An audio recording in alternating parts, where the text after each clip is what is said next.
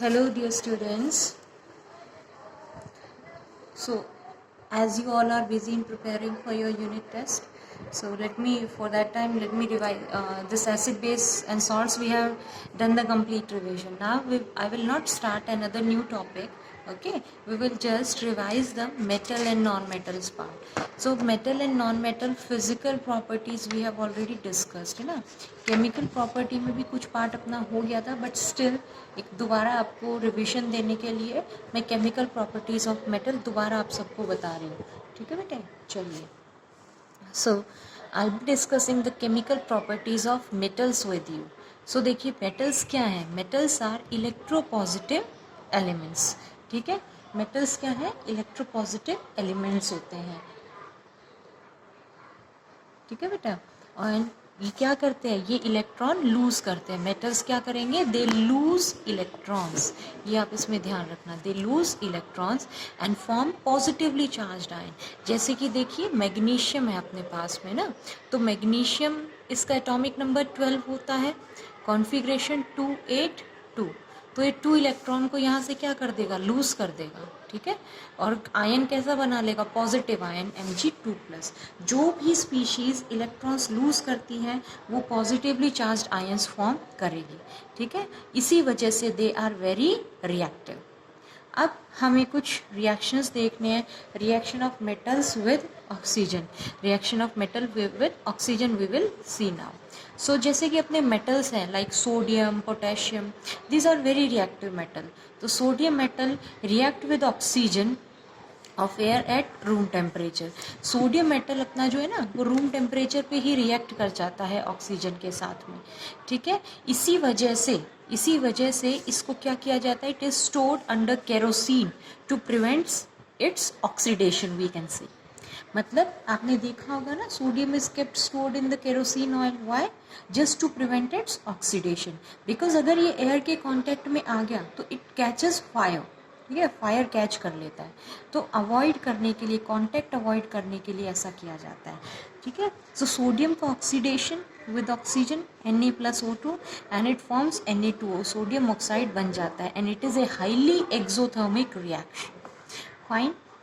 अब देखिए एक और चीज़ आपको यहाँ ध्यान रखनी है, वैसे पिछले चैप्टर में भी हम कर चुके थे, that metals they will be forming the basic oxides. Metal के जो ऑक्साइड्स बनेंगे ना, they will be basic in nature. मैंने मेटल और नॉन मेटल के बीच डिफरेंसेस जब किए थे तब भी आपको बताया था.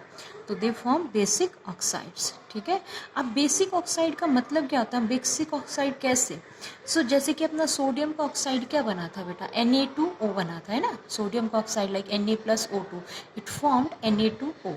So this sodium oxide when it reacts with water it forms a base NaOH.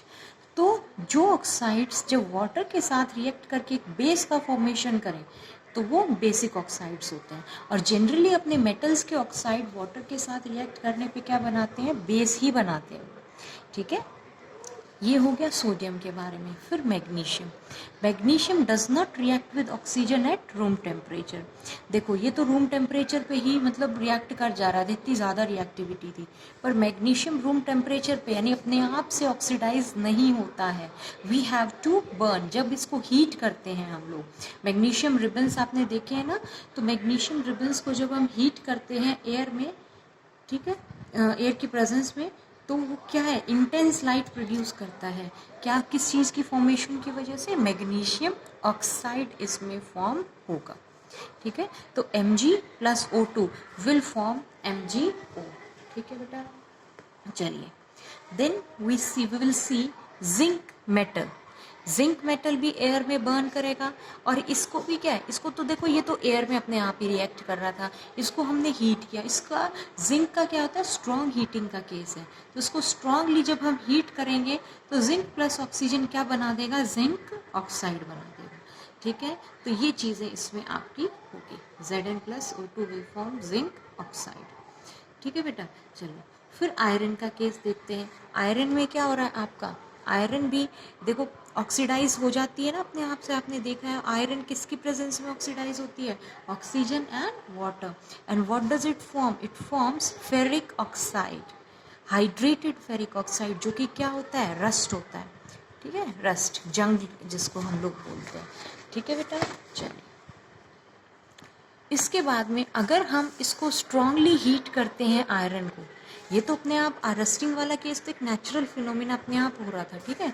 अब हीटिंग करने पे ये क्या बना लेता है, ट्राइफेरिक टेट्राऑक्साइड बना देगा, Fe3O4। ठीक है, चलिए फिर कॉपर है। कॉपर एक ऐसा एलिमेंट है जो कि लीस्ट रिएक्टिव है, मीन्स रिएक्ट नहीं करता है। अगर हम इसे स्ट्रॉन्ग हीट भी करेंगे ना तो भी बर्न नहीं करता है ये, ठीक है। लेकिन प्रोलॉन्ग्ड हीटिंग, प्रोलॉन्ग्ड मतलब बहुत देर तक अगर आप इसे हीट करते ही रहे तो ये ऑक्सीजन के साथ रिएक्ट करके क्या बना लेता है बेटा, कॉपर ऑक्साइड। ठीक है, कॉपर ऑक्साइड फॉर्म कर लेता है, CuO। ठीक है, बाहर की तरफ मतलब बाहर वाली लेयर की तरफ, and copper oxide first oxidation state में Cu2O वो अंदर की तरफ उसमें फॉर्म। और गोल्ड एंड प्लेटिनम तो रिएक्ट ही नहीं करते हैं ऑक्सीजन के साथ में। समझ आ गया बेटा, ये चीज़ थी इसमें आपकी। चलिए, so these were the reactions with the oxygen.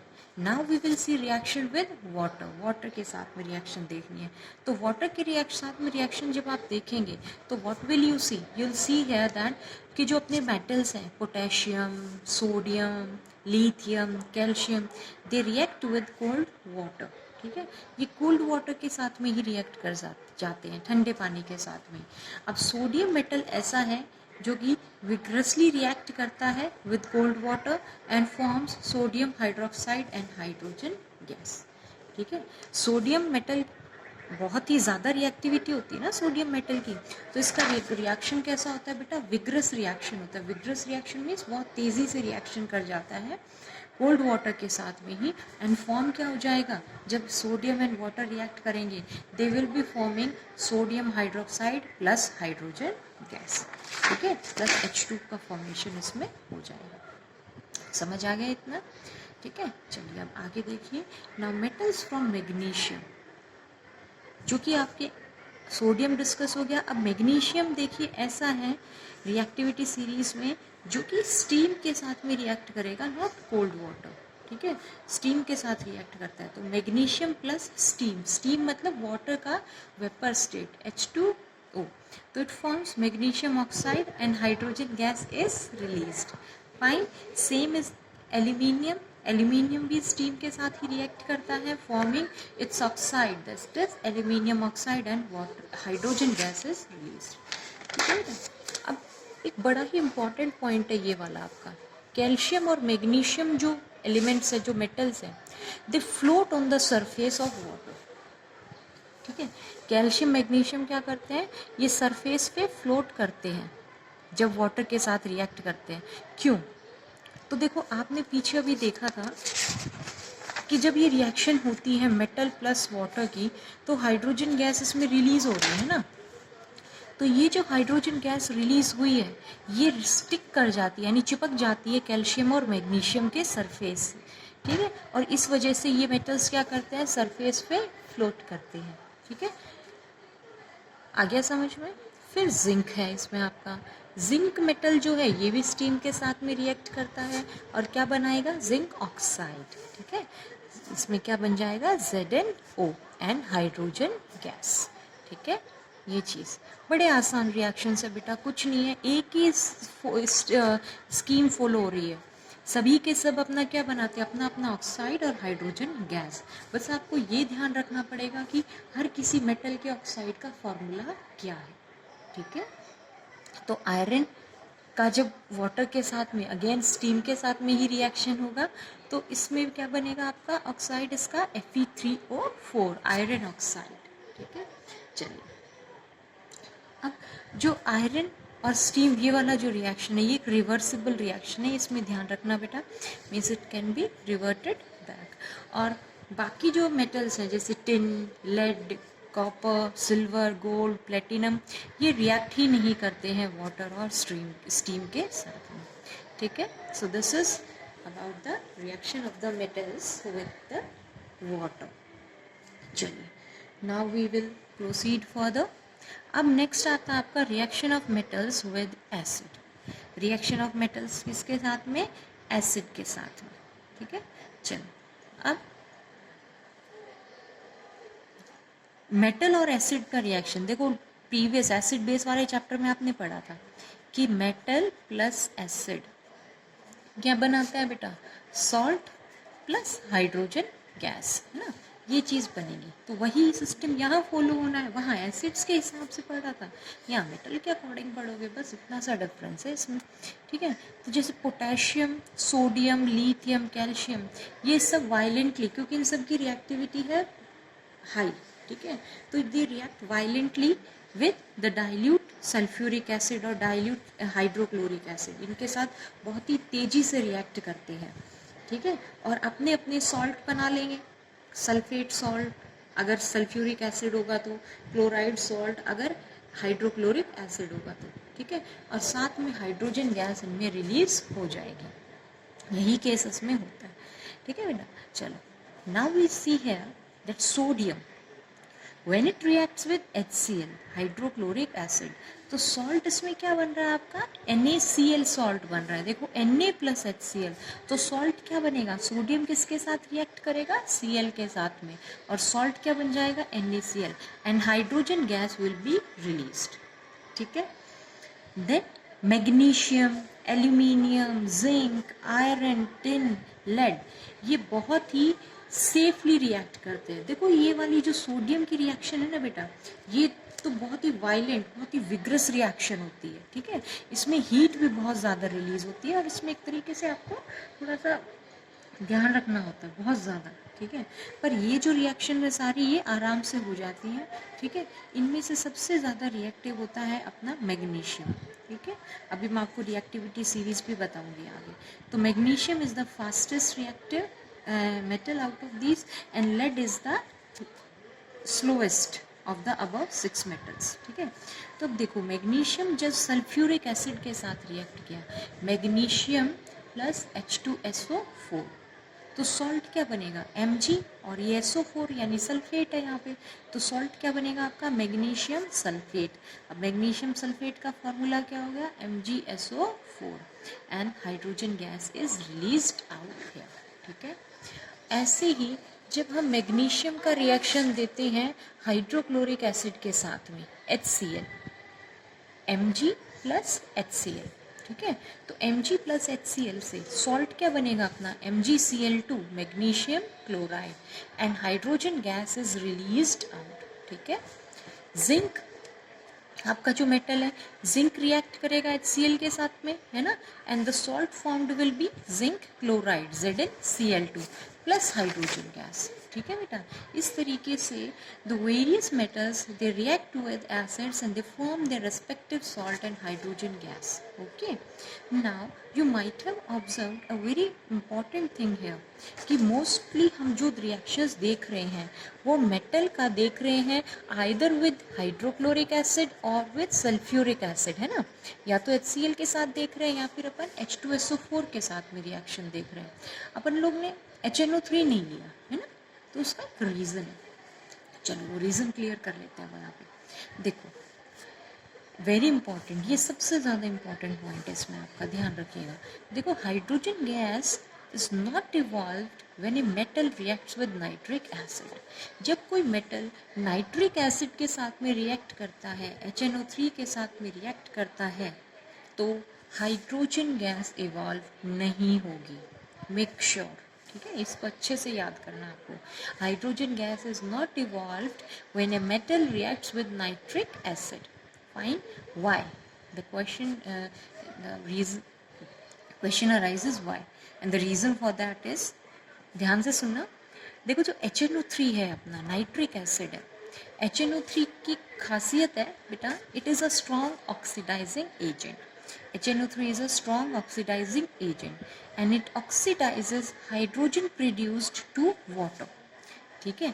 यानी अगर कोई भी एसिड अगर HNO3 के साथ रिएक्ट करता है तो HNO3 क्या है, एक स्ट्रॉन्ग ऑक्सीडाइजिंग एजेंट है, तो जो हाइड्रोजन बनी भी उसको ऑक्सीडाइज कर दिया किसमें, वाटर में, है ना, किस में ऑक्सीडाइज कर दिया, वाटर में, H2O में, और खुद वो HNO3 रिड्यूस हो गया किस में, अपने ऑक्साइड्स में, NO2, NO2 इनमें। समझ गए? ठीक है, दोबारा से बता रही हूँ क्या होता है इसमें आपका, कि अगर कोई मेटल HNO3 के साथ रिएक्ट करता है तो हाइड्रोजन गैस रिलीज नहीं होती है। ठीक है, why, because HNO3 is a strong oxidising agent. ठीक है, एक स्ट्रॉन्ग ऑक्सीडाइजिंग एजेंट है, और ये जो हाइड्रोजन गैस बनी है उसको किस में ऑक्सीडाइज कर देता है बेटे, वाटर में ऑक्सीडाइज कर देता है, एंड इट इटसेल्फ यानी जो HNO3 है वो किस में रिड्यूस हो जाता है, नाइट्रोजन ऑक्साइड्स में, जैसे कि N2O, NO, NO2, NO। पर कुछ मेटल्स अपने पास ऐसे हैं like magnesium and manganese, Mg and Mn, they react with very dilute HNO3, जो कि बहुत ही डाइल्यूट HNO3 के साथ रिएक्ट कर जाते हैं, and they evolve hydrogen gas. Hydrogen gas evolution इसमें होता है। ठीक है, सो ये था इसमें आपका। ठीक है, केमिकल प्रॉपर्टीज़ में इतना पार्ट अपना अभी तक हो चुका है मेटल्स का। इसके बाद एक्वारेजिया के बारे में भी मैं आपको बता चुकी थी, व्हाट इज़ एक्वारेजिया।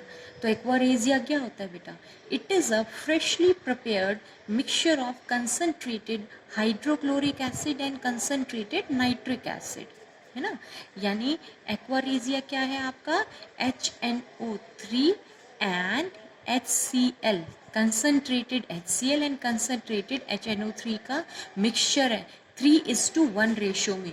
मतलब 3 पार्ट्स तो कंसनट्रेट HCl के और 1 पार्ट कंसनट्रेटेड नाइट्रिक एसिड का। ठीक है, इससे आपका सॉल्यूशन बनता है किसका, एक्वारेजिया का। समझ गए? अब ये जो एक्वारेजिया होता है, it is a highly corrosive solution. Highly corrosive solution मतलब मेटल्स को डिग्रेड कर देती है, खराब कर देती है, फ्यूमिंग लिक्विड है। ठीक है, और एक ऐसा रिएजेंट है ये, मतलब बहुत कम चीज़ें ऐसी होती है, it is one of the few reagents जो कि गोल्ड के साथ में भी रिएक्ट कर जाता है, गोल्ड को भी ये डिजॉल्व कर देगा। ठीक है, so this is the very important part of aqua regia कि it is able to dissolve gold, because basically हम गोल्ड को क्या मानते हैं, gold is a very low reactive metal, बहुत ही लो रिएक्टिव मेटल है, इसकी रिएक्टिविटी ना के बराबर है, इसी वजह से तो इसको हम ज्वेलरी में यूज़ करते हैं। ठीक है, लेकिन एक्वारेजिया गोल्ड को भी डिजॉल्व कर देगा। ठीक है बेटा, चलिए after that we will move further now, and then next topic is reactivity series.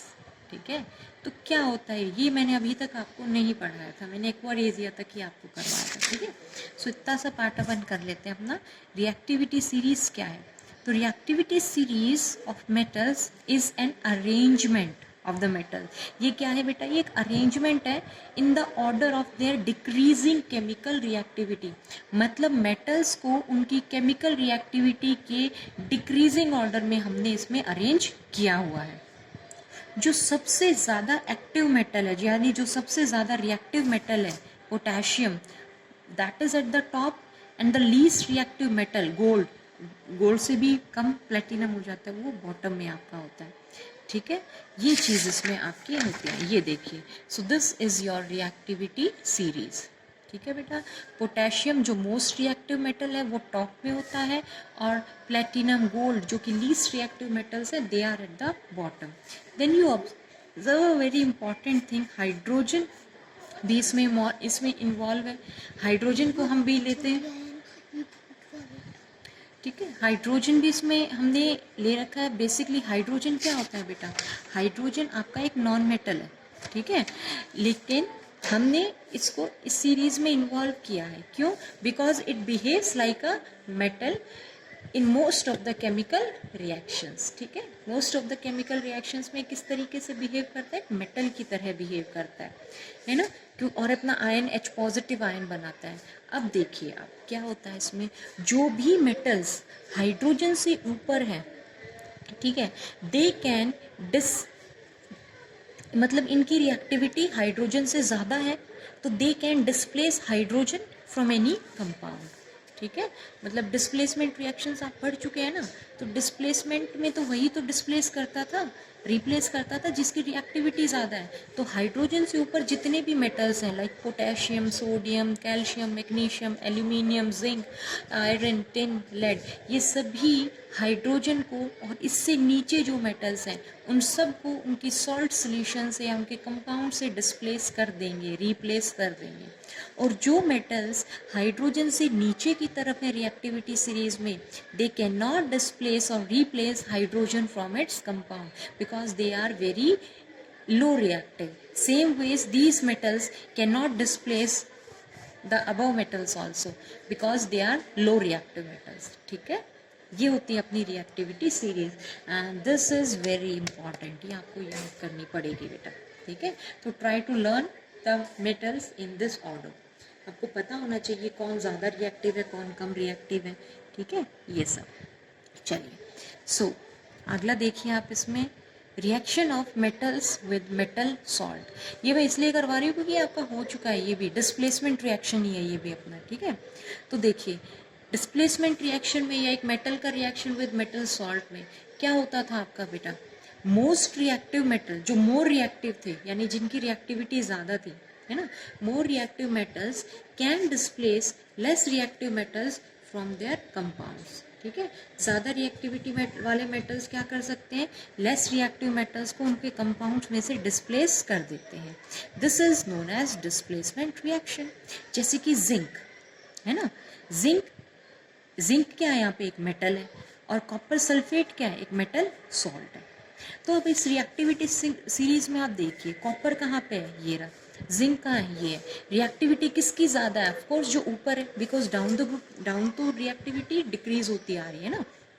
तो जिंक की रिएक्टिविटी ज़्यादा है, जिंक किसको डिस्प्लेस कर सकता है, कॉपर को। तो जिंक यहाँ से कॉपर को रिप्लेस कर देगा, डिस्प्लेस कर देगा और उसकी जगह खुद ले लेगा। ठीक है, तो zinc can displace the low reactive metal, इसको डिस्प्लेस कर देगा, सॉल्ट बन जाएगा आपका ZnSO4, zinc sulphate, and copper will be out. Same is the case of iron with copper sulphate.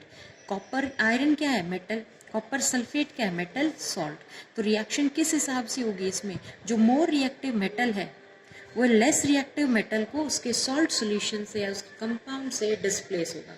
अब आप दोबारा चेक करिए आयरन और कॉपर की रिएक्टिविटी। देखिए ये रहा आयरन और यहाँ कॉपर है, तो आयरन आप क्या देख रहे हैं, iron is more reactive than copper, तो of course this iron can displace copper from this salt, है ना। तो आयरन कॉपर को डिस्प्लेस कर देगा, तो डिस्प्लेस करने के बाद में क्या बना दिया इसने, FeSO4, फेरस सल्फेट। तो जो ब्लू कलर होता है कॉपर सल्फेट का, इट चेंजेस अकॉर्डिंगली। अगर ये जिंक के साथ में रिएक्ट कर रहा था तो इसका कलर कैसा हो जाता है, कलरलेस हो जाता है ना।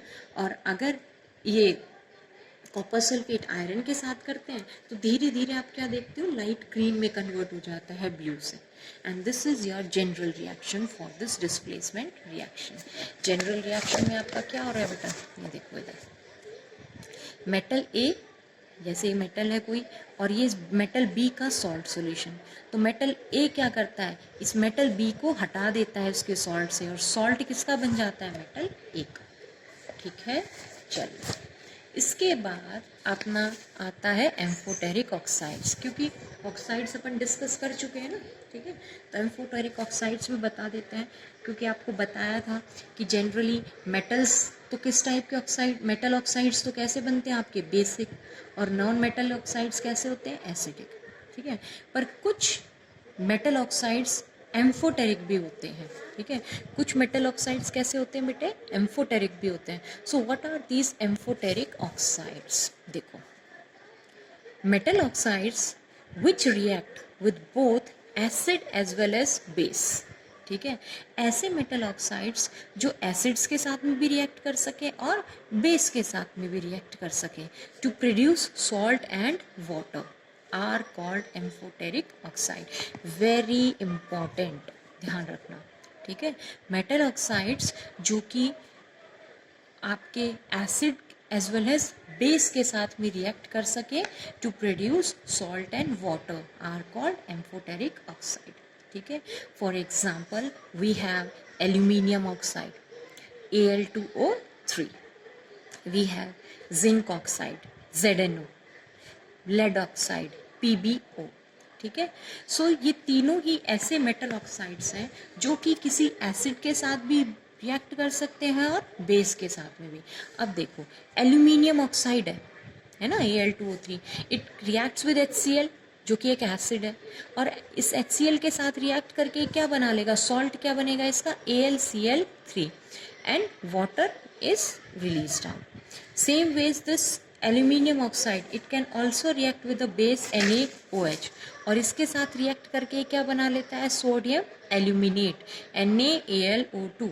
ये भी क्या है, एक सॉल्ट है ना, पीछे पड़ा हुआ अपन ने। तो देखो एल्यूमिनियम ऑक्साइड्स एक एसिड के साथ में भी रिएक्ट कर रहा है और एल्यूमिनियम ऑक्साइड एक बेस के साथ में भी रिएक्ट कर रहा है, ठीक है।